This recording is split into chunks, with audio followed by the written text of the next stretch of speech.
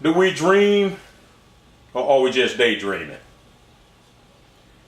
If our dreams have not given us the lifestyle that we desire, it's probably because we haven't been dreaming big enough. Our dreams should be in sight, but just a little out of reach. What would you do in your life if time and money were not an object? What would you do if you knew you only had 1 week to live? Before we can reach our dreams, we must define them. We have to know what it is that we are pursuing.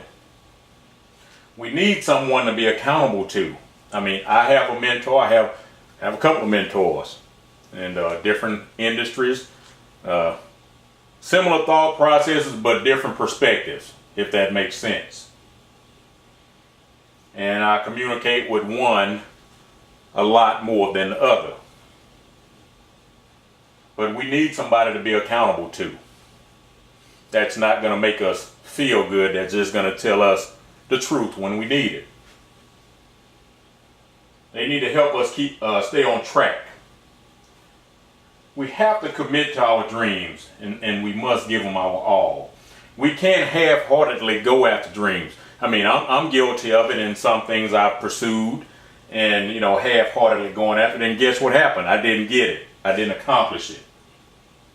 We have to make up our mind that we won't retreat from our dreams once we start pursuing them, because we're gonna encounter obstacles.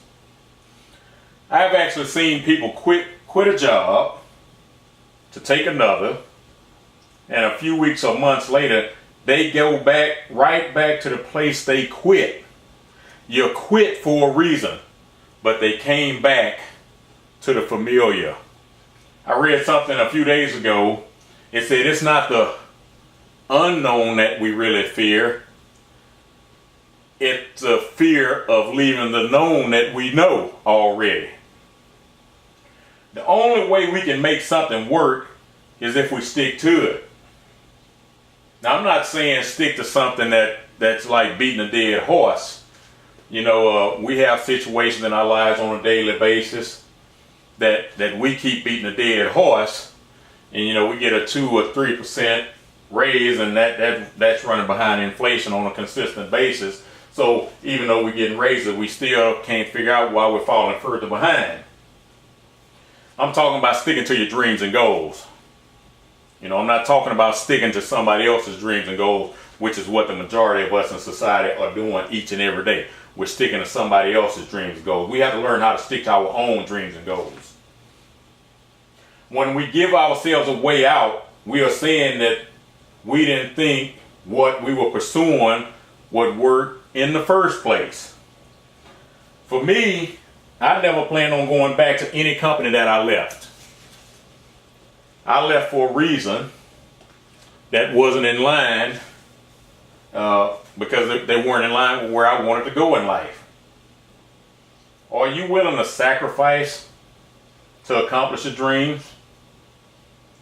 We should walk around thinking about our dreams on a regular daily basis.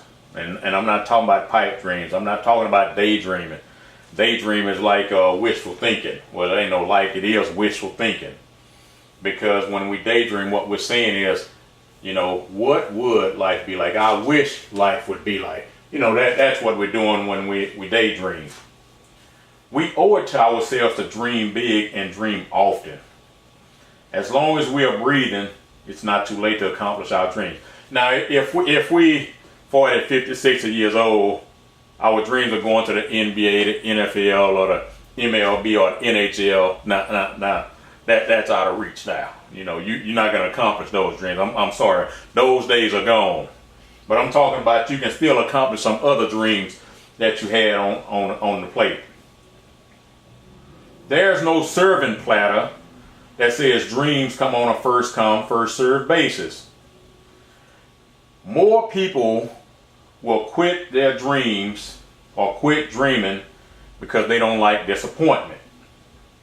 As kids, and we have to understand how we've been programmed, but as kids we were actually told that failing was bad. if you study any successful person, one of the first things they're going to tell you is they had to keep failing several times before they succeeded. But ironically, the school system tells you if you fail, you're doing bad. And so everybody's not going to get 100% on every assignment they get, that they do.